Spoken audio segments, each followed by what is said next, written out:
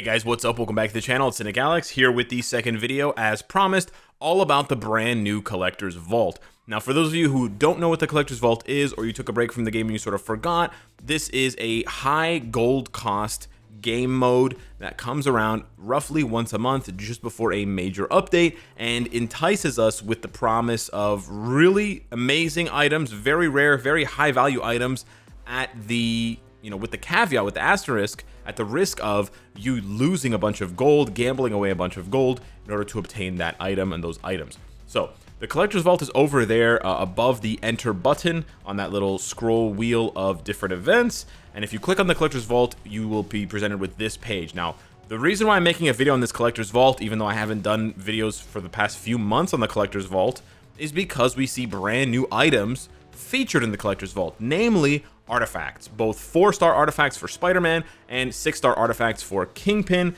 Psylocke Betsy Braddock, and Emma Frost. This is a massive departure from the original rewards that had not been updated in over a year for the Collector's Vault. So this is pretty big, and I want to give a shout out to the devs and the people who did this at the top of the video, because I think this is an excellent change. Regardless of whether the rates are still good, regardless of whether this is still a big gold sink, I'm not really talking about that. I'm talking about the idea of making artifacts more accessible. This is something that is very important. Although artifacts have been in the game for less than 6 months, or about 6 months, we still need more ways to get artifacts and more guaranteed ways to get artifacts. And this is definitely a step in the right direction. Is it perfect? No. Does it fix the situation entirely? Not even halfway.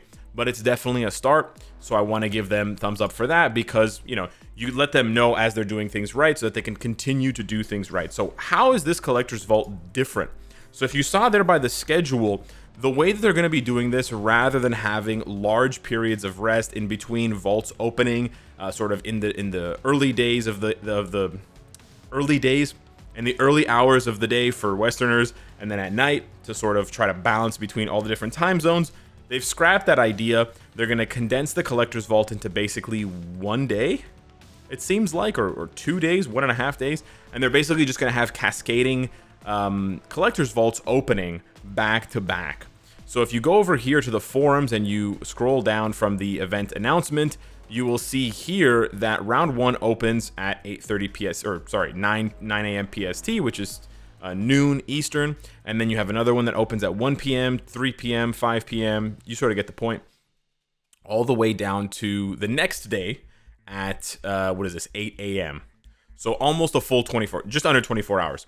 And that's basically to allow everyone who's playing this game worldwide to have at least 1 or 2 chances to get into a Collector's Vault. And I say 1 or 2 chances because you will only have a maximum of 2 chances. As you see over here, the entrance limit can only be entered 2 times a day, and that goes for all of the vaults. So be very careful. If you want to jump into some of these vaults, you have to be very choosy, very picky, because you can only jump into 2. Right? If you jump into the first one for Kingpin, and then 2 hours later you jump into the one for Emma, that's it, you're done. You can't jump into any of the other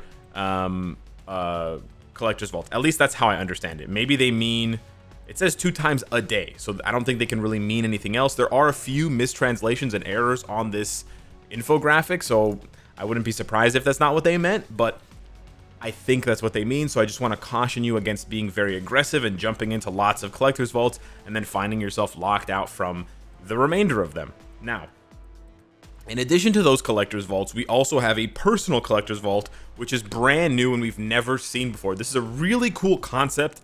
I love it. Yes, it's still very expensive to participate in, but you don't have to compete with anyone. So normally the Collector's Vault, the way that it works is when you jump into the Collector's Vault for, let's say, Kingpin, you will be greeted with a page that looks like this, and then you'll be competing with all the other participants in the Collector's Vault, which is up to 1,499 other players, who are all simultaneously pushing this button like a bunch of, we know who we are. So we're all pressing this button, and we're getting these random rewards, and then whoever gets those rewards with the purple dots on them first, the sort of the special rewards, once someone gets all 4 of them, and they light up these 4 slots here, then that one player out of a potential 1,500 will get the CTP of Veteran or the 6-star Kingpin artifact, the 6-star Emma Frost artifact, etc.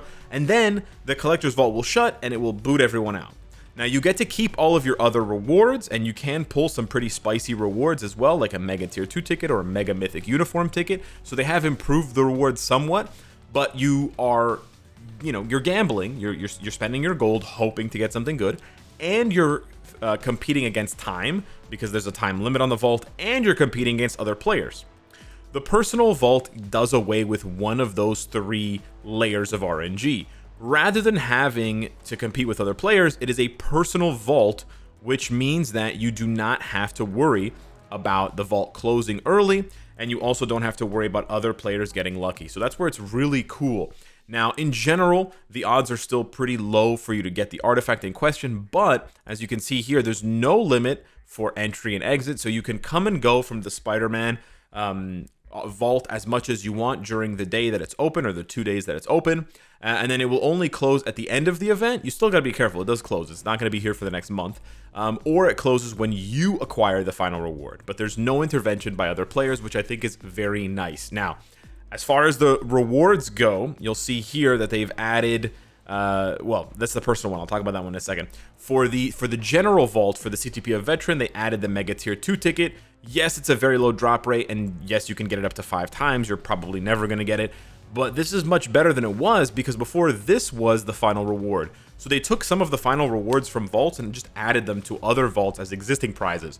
And then you can see here for the 6-star exclusive artifact ones, for Kingpin, Emma, and Betsy, they added the Mega Mythic Uniform ticket. Again, very low odds. I'm not saying the odds are good. You're not going to get it most likely, but it's different than being the final reward. It's just one of the rewards. Now, in general, if you're wondering what my opinion is on the collector's vaults, they're very expensive. You're not going to be satisfied with your returns unless you get insanely lucky or you pump tens of millions of gold in. If you pump tens of millions of gold in, 10 million, 15, 20 million, your odds of getting at least one good thing are increased. So for example, if you spend 10 or 20 million gold and you hit the Cosmic Cube fragment once, maybe that's good enough for you because you really need CCF and you haven't unlocked World Boss Legend yet. Again, it's really up to you. It's player to player. So I'm not going to sit here and defend these odds as good. Like when you see multiple zeros before a number, that's bad.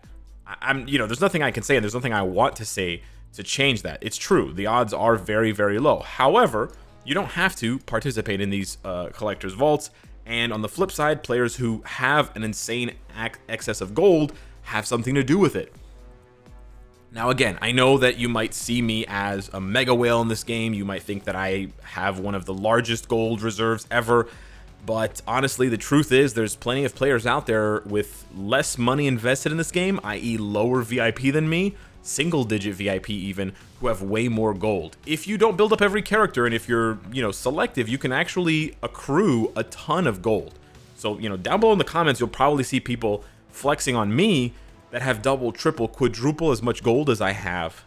And they're not even as far in their account progressions as I am. So yeah, there's all sorts of players out there. So if it's not for you, it's not for you. If it is, it is.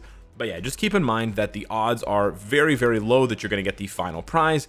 But the final prizes are much more enticing now than they have been for the past year, because they give away a Mega Tier 2 ticket every month for free in the token exchange. So why would you enter a vault where the final prize is a Mega Tier 2 ticket? It just doesn't make any sense. Right?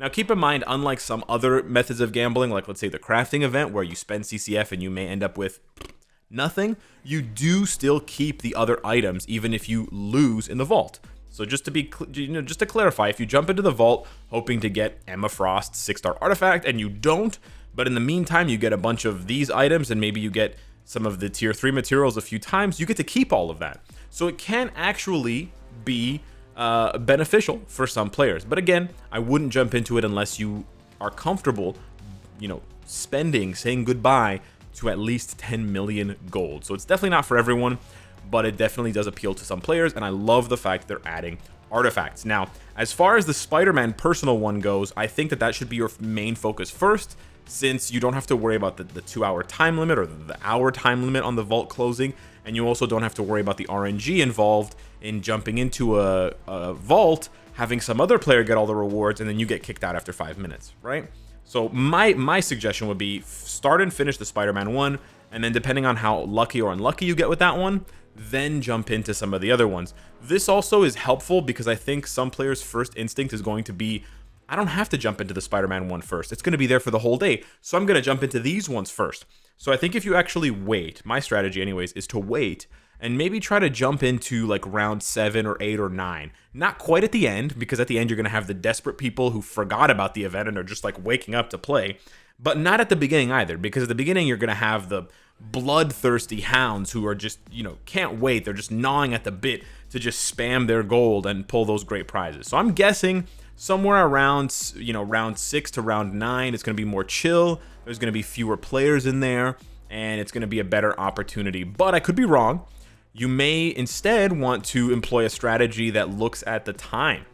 And basically, assuming that most players are in North America, that are going to be participating in the vault, pick a time when they're going to be asleep, which is, again, probably one of the round 9 to 10 vault times that are very early in the morning and the next day when people are going to sleep to go to work in North America anyways. But yeah, there's many different strategies you can do to try and increase your odds of getting something good, but those are just my thoughts and opinions. You're more than welcome to do whatever you want. So yeah, Collector's Vault, still a huge gold sink.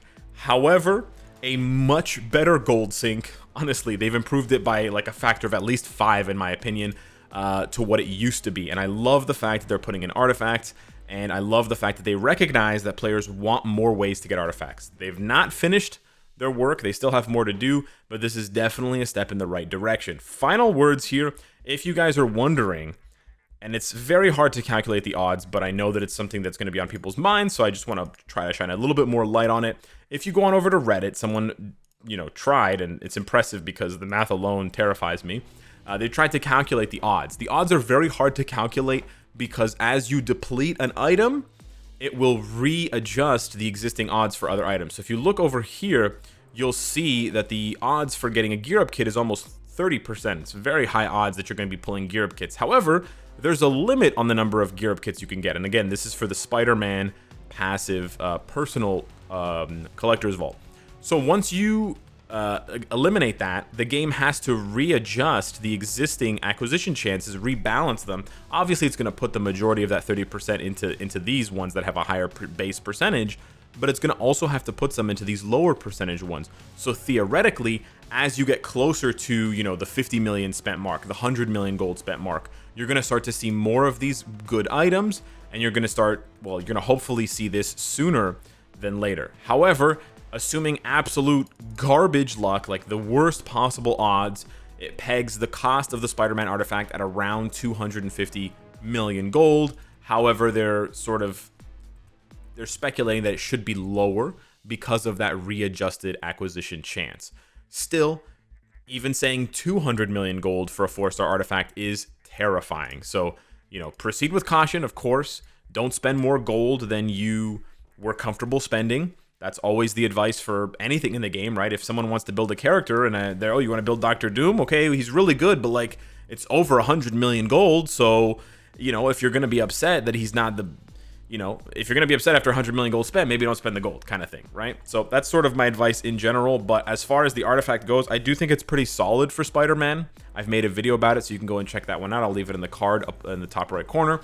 But you can see how that works. It's mostly for PvP. However, I explained ways in which you can actually get it to work for you in PvE because of that yellow text that you can re-roll, or you have rolled on it by default, that can give you extra damage to certain enemy types based on their abilities. So yeah, thanks so much for watching this video. Let me know what you think of the new Collector's Vault, and let me know if you'll be participating or not. I think I will be, and I might even live stream it. I'm not 100% sure yet, but yeah, thanks for watching. Smash the like button if you enjoyed the video, and I'll see you in the next one. Take care.